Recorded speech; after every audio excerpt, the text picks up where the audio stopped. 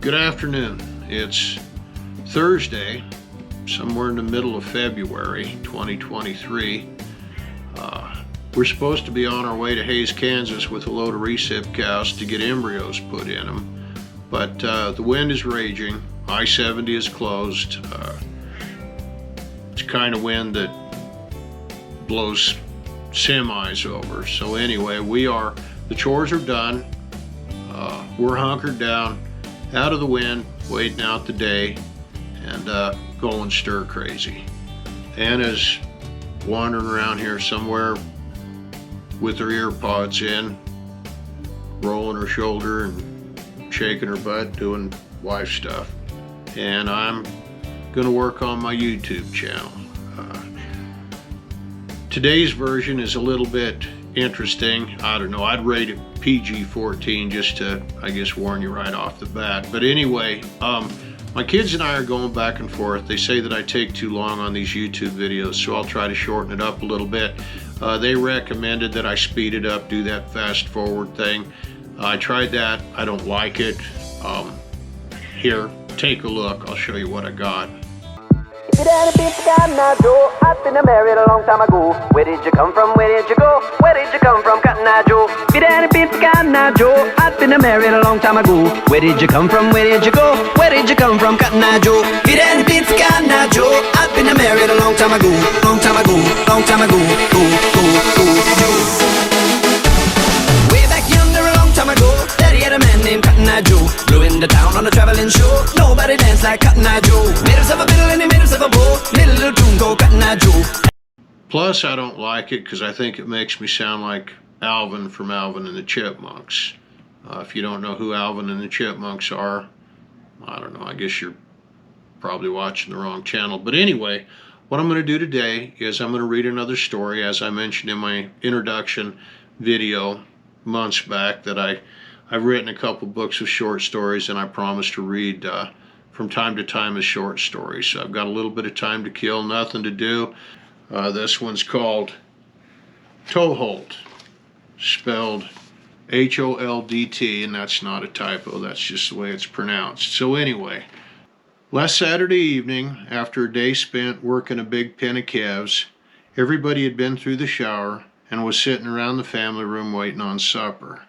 We were all dressed casual, jeans or sweats and t-shirts, when my daughter-in-law looked at my son's feet and politely inquired, "When's the last time you cut your toenails?" Followed by, "That's why your socks don't last." I was warming up in front of the fireplace watching all this play out. As Kinsey asked Jake about his feet, a sly smirk came upon my face and I thought to myself, "Atta boy. The snipped toenail doesn't fall far from the tree." Now, Jake is a scruffy little piglet anyway, much like a younger, taller, better-looking version of me, only hairy and rough around the edges. It's not really his fault. He spent 5 of the last 8 years playing college baseball and living with his buddies in the dorm like a litter of coyote pups. Kinsey has had only not quite 3 years to polish him up. She's brought him a long way, but he's not housebroke just yet. Thinking way back, he's always had long toenails. Even as a little bitty fella, it was nothing for him to scurry up the long curtains in the living room just like a capuchin monkey. He'd steal a couple of sugar cubes out of the sugar bowl, climb up the curtain, and sit up there on the end of the curtain rod nibbling on them sugar cubes for hours. You had to be real careful getting him down. If you squeezed him too hard or made him antsy, he'd scratch like a rabbit. I remember when Jake was just a baby. His mother and I would go round and round about cutting his tail off. I wanted to, she didn't. I'd be sneaking up on his crib with cattle dehorning nippers, and she'd run me off like a banny hen guarding a nest of eggs. I was going to snip it off slick as a whistle, but she'd have none of that. I'm teasing, Jake didn't have a tail. Both his older sisters did, but not Jake. I've been asking around, come to find out, excessive toenail growth, ETG, is actually quite prevalent amongst the male population. Additional research has shown that ETG is most common in the working and herding groups, farmers, mechanics, construction workers, and cowboys. It's found to a lesser degree in the sporting group, professional bowlers. I was not surprised to learn that the hound group, self-explanatory, tend to clip their toenails just before they go off in search of a new female to replace their current mate. ETG is almost non-existent in the terrier, toy, and metrosexual groups.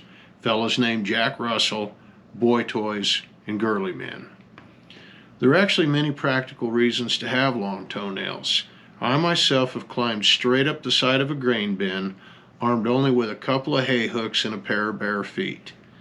It's just a matter of time till a mean stray dog or rabid coyote wanders into the feedlot. I'll kick off my Justin Ropers and shinny up the nearest light pole to safety faster than Tommy the barn cat. First thought to be detrimental to the human mating ritual, long toenails have proven to be quite the opposite. Nothing provides better mattress traction than a daunting set of toenails. Thus the phrase, "Sweetie, quit messing around and get you a Toe Holdt." Cave drawings have shown that our earliest hunter-gatherer ancestors often hung upside down from large tree limbs held only by their toenails, like bats in a cave. The clan would hunt for prey by dangling themselves over game trails with a club or spear in one hand. The other hand would hold their one-piece, saber-toothed tiger robe from sliding down around their pot bellies and exposing their naked caveman giblets to their hunting buddies. So, anyway, that's another story. I hope you enjoyed it. I hope I didn't take up too much of your time. I look forward to the next time we get together. Talk to you then.